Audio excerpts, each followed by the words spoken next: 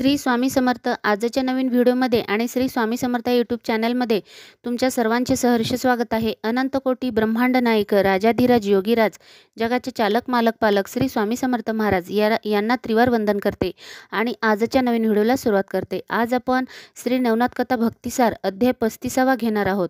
या अध्यायामध्ये ब्राह्मणाला वटवृक्षाच्या पोकळीत बालक मिळाला. तो बालक कशा प्रकारे मिळाला ते आपण या अध्यायामध्ये पाहणार आहोत. या अध्यायाची फलश्रुती आहे महासिद्धी प्राप्त होऊन 42 पिढ्यांचा उद्धार होईल. त्यासाठी व्हिडिओ शेवटपर्यंत ऐका आणि व्हिडिओ लाईक शेअर सबस्क्राईब करायला विसरू नका. कमेंटमध्ये श्री स्वामी समर्थ लिहायला पण विसरू नका. श्री गणेशाय नमः, श्री सरस्वते नमः, श्री गुरुभौम नमः, श्री कुलदेवताय नमः, श्री नवनाथ सिद्धांना नमस्कार असो. श्री स्वामी समर्थ. दत्तात्रय निघून गेल्यावर रेवणाने सिद्धीची प्रचिती पाहिली. त्याने दत्तांनी सांगितल्याप्रमाणे मंत्रगायन केले. तोच महिमा सिद्धी स्त्री रूपाने प्रकट झाली. रेवणाने तिला सांगितले, पलीकडे झाडाखाली मातीचे ढीग आहेत, ते सोन्याचे करून दाखव. महिमा सिद्धीने ते कार्य लगेच केले. तेव्हा रेवण म्हणाला, माते, अशाच माझ्या सर्व इच्छा पूर्ण करशील? ती म्हणाली, हो, पण मी अदृश्य राहून तुझे काम करीन. असे म्हणून तिने ते सोन्याचे ढीग अदृश्य केले व स्वतः पण अदृश्य झाली. दुसऱ्या दिवशी सकाळी रेवण शेतावर जाण्याऐवजी आळस करून झोपून राहिला. सहस्त्र सारून त्याच्यावर ओरडला. तेव्हा तो म्हणाला, नाही, मी उठत जा. रोज रोज शेतात राबायचे, काय मिळणार त्याने? सहन सारूक म्हणाला, अरे, काम केले नाहीस तर धान्य पिकणार नाही, मग खाशील तरी काय? रेवण म्हणाला, तुम्ही उगीच काळजी का करता? काय आहे घरात? चला उठा, जा शेतावर, नाहीतर उपाशी मरशील. बाबा, घरात जाऊन तरी बघा. रेवण म्हणाला. तेव्हा त्याचा बाबा घरात शिरला. तो काय, घरात धनधान्य वस्त्रभूषणे सर्व भरलेले. तो आश्चर्याने चकित झाला. रेवण म्हणजे कुणीतरी सिद्ध आहे अशी त्याची खात्री झाली. तेव्हापासून तो त्याच्या सांगण्याप्रमाणे वागू लागला. त्या गावचे नाव होते बुंधल गाव.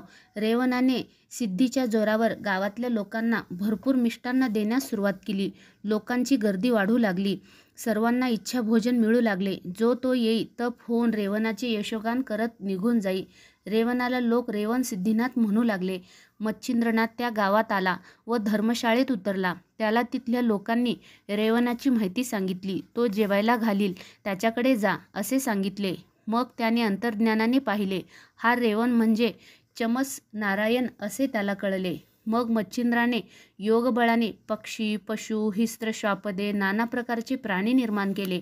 लोकांच्या देखत त्यांना खायला घातले, अंगा खांद्यावर खेळविले आणि मग त्यांना रानात किंवा आकाशात पाठवून दिले.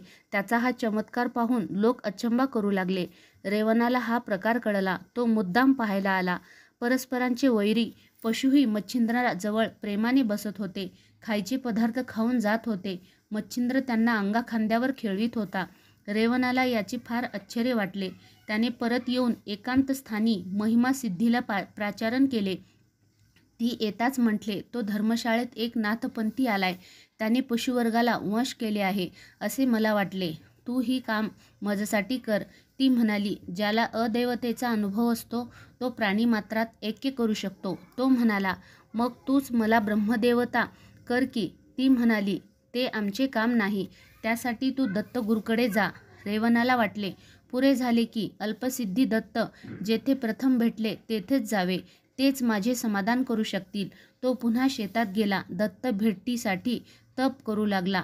रेवणाने अन्नपाणी सोडले. तो अगदी कृश झाला. मच्छिंद्राने पाहिले. त्याने सर्व सिद्धींना विचारले, रेवणास कोणती सिद्धी आहे? त्याचा गुरु कोण? तेव्हा त्या म्हणाल्या, ही महिमा सिद्धी दत्तांनी त्याच्या सेवेस दिली आहे. त्या सिद्धीचा उपयोग करून तो जगावर उपकारच करतो. महिमा सिद्धी स्वतः म्हणाली, मी दत्ताज्ञेने त्याच्या सेवेत आहे. म्हणजे हा गुरुबंधू आहे माझा.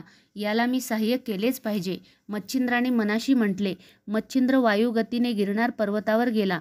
दत्तांना भेटला. तुमचा शिष्य व भक्त तिकडे बुंधल गावात तुमच्या भेटीसाठी प्राण कंठात आणून दत्त दत्त असे आर्तपणे म्हणत आहेत.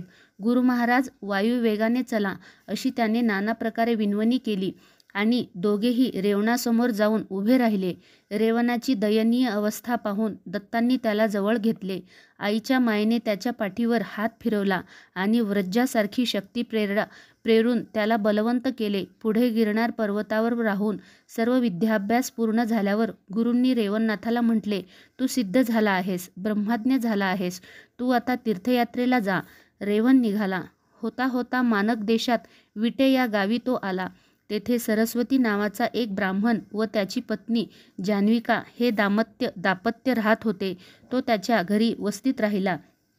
त्या ब्राह्मणाचे 6 पुत्र अर्भकावस्थेत एकामागून एक मरण पावले होते. रेवण तेथे गेल्या. त्या रात्री ब्राह्मण त्याचे पाय चेपीत बसला होता. त्याचा 7वा पुत्र जन्मून 10-12 दिवस झाले होते व त्या दिवशी बारसे झाले होते. पण रात्री अचानक त्या मुलाला बरे वाटेना. रात्रीतच त्या मुलाचे प्राण गेले. ती बाई स्फुंदून रडू लागली. सकाळी रेवणनाथाने बाईचे हुंदके ऐकले. रेवणनाथ ब्राह्मणाला घेऊन आत गेला. मुलगा आईच्या मांडीवर होता. प्राणपक्षी केव्हाच उडून गेला होता. रेवणनाथ हळहळला. ब्राह्मण म्हणाला, महाराज, आमचे देवच फुटले. त्याला कोण काय करणार? हा माझा 7वा मुलगा. नशिबात पुत्रसुख नाही. दुसरे काय? रेवणनाथाला फारच कळकळ वाटले. तो म्हणाला, मी या मुलाचे प्राण यमाकडे जाऊन परत आणतो. याचे शव 3 दिवस असेच ठेवा. त्याचा नाश होणार नाही असा मी उपाय करतो. असे म्हणून रेवणनाथाने अमरमंत्र जपून बाळाच्या कपाळी विभूती लावली व स्वतः तो योगाचा आश्रय करून यमनपुरीत जाऊन दाखल झाला. यमाने त्याला पाहिले. चमस नारायण त्याने ओळखले. तो समोर आला. त्याने रेवणाला सत्कार केला, पूजन केले. रेवणनाथ म्हणाला, मी विटे गावी काल रात्री वस्तीला होतो. त्यावेळी तुझ्या सेवकांनी त्या ब्राह्मणाचा पुत्र मारून त्याचे प्राण हरण केले.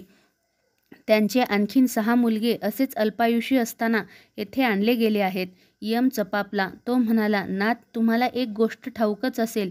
मी यम म्हणजे नियमाप्रमाणे कार्य करत असतो. संहाराचे काम शंकर करतात. पोषणाचे काम हरी करतात. सृष्टी निर्माण करतो तो विधाता. तुम्ही कैलासावर जा. तुमचे हे काम सरळ शंकरांना विचारा. रेवणनाथाला त्यांचे म्हणणे पटले. आपण सरळ शंकरांना भेटावे असे त्याने ठरवले.